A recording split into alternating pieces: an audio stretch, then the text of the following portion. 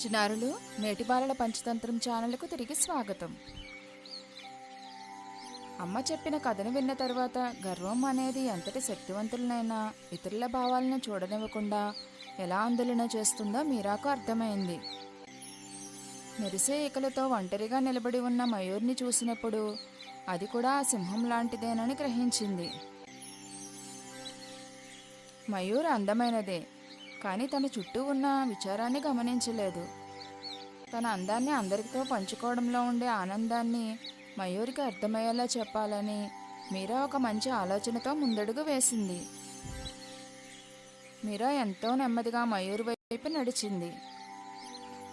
ఆమె మనసు నిశ్చలంగా ఉంది.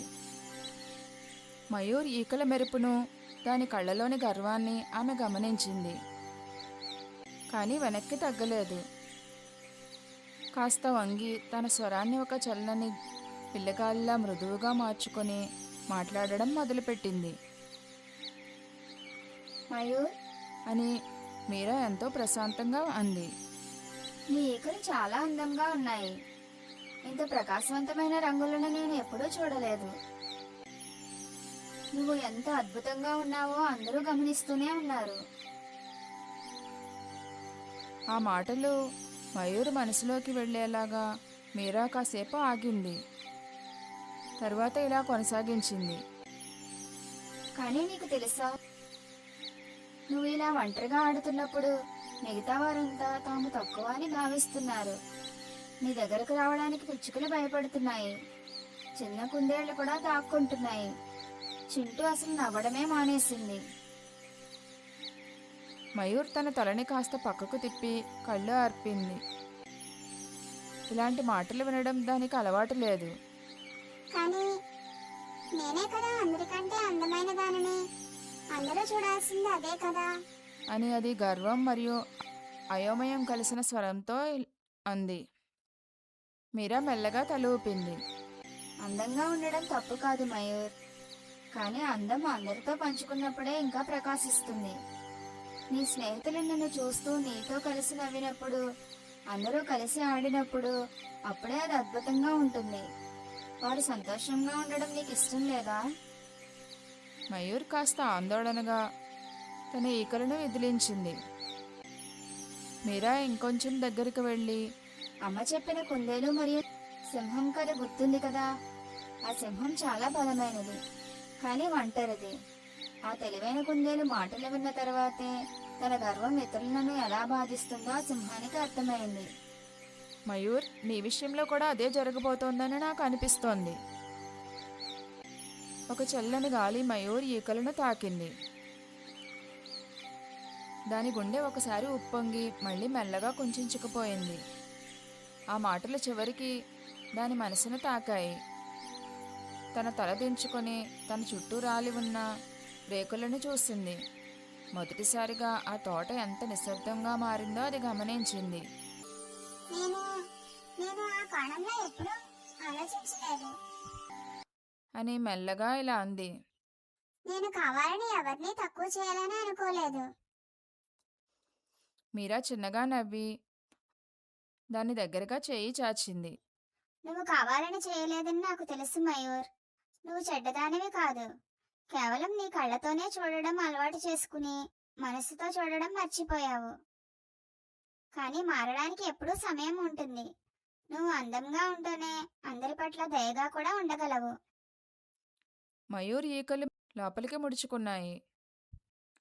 మయూర్ నడక నెమ్మదించింది. అది మీరా వైపు ఒక అడుగు వేసి, నేను నేను అందరితో కలిసి నాట్యం చేయవచ్చా అని అడిగింది. దాని కళ్ళలో ఒక కొత్త ఆశ మెరిసింది. మీరా కళ్ళు మెరిశాయి. ఖచ్చితంగా మయూర్, మేమంతా నీతోనే ఉంటాం. గొప్పలు చెప్పుకోవడానికి కాదు, ఆనందాన్ని పంచుకోవడానికి అందరం కలిసి ఆడుదాం. అప్పుడే అందం ఇంకా బలపడుతుంది, ఇంకా ఎక్కువ సంతోషాన్ని ఇస్తుంది. మయూర్ మళ్ళీ మెల్లగా తన ఈకలను విప్పడం మొదలుపెట్టింది. ఈసారి ఎంతో జాగ్రత్తగా తోట అంతా ఒక వెచ్చని అనుభూతి అలుముకుంది. పిచ్చుకలు కొమ్మల మీద కిలకిలలాడాయి. కుందేళ్లు దగ్గరగా వచ్చాయి. చింటూ కూడా గెంతుకుంటూ వచ్చింది. అక్కడ వచ్చిన మార్పును గమనిస్తూ అందరూ నిశ్శబ్దంగా చూస్తున్నారు. మయూర్ తన ఈకలను విప్పి ఎంతో వినయంగా నిలబడింది. తరువాత తల వంచి అందరికీ వందనం చేసి నాట్యం చేయడం మొదలుపెట్టింది. ఈసారి మెప్పు కోసం కాదు, తానే గొప్ప అని నిరూపించుకోవడానికి కాదు, కేవలం తన అందంలోని ఆనందాన్ని అందరితో పంచుకోవడానికి. మీరా ఇలా గొంతు కలిపింది.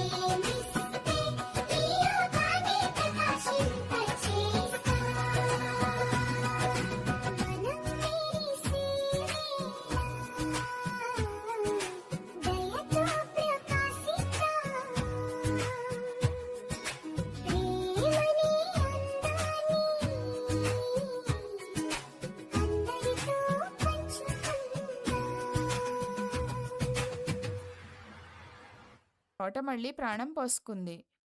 నవ్వులు, రెక్కల అలజడి, గెంతుతున్న చిన్న పాదాలతో సందడిగా మారింది. మీరా చప్పట్లు కొట్టింది. మిత్తు కేరింతలు కొట్టింది. మయూర్ కళ్ళలో ఒక కొత్త రకమైన గర్వం మెరిసింది. అది తన గురించి మాత్రమే కాదు, తను పంచుకున్న సంతోషం గురించి. మొదటిసారిగా ఆ నెమలికి ఒక విషయం అర్థమైంది. నిజమైన అందం మనల్ని మనం పొగుడుకోవడంలో లేదు, ఎదుటివారిని ఉత్సాహపరిచినప్పుడే అది ప్రకాశిస్తుంది. గర్వం ఎంతటివారినైనా అందులన చేస్తుంది, కానీ వివేకం మరియు దయ ప్రతి హృదయాన్ని వికసింపచేస్తాయి. ఈ కథ మీకు నచ్చినట్లయితే మరిన్ని పంచతంత్ర నీతి కథల కోసం మా ఛానల్ని సబ్స్క్రైబ్ చేసుకోండి.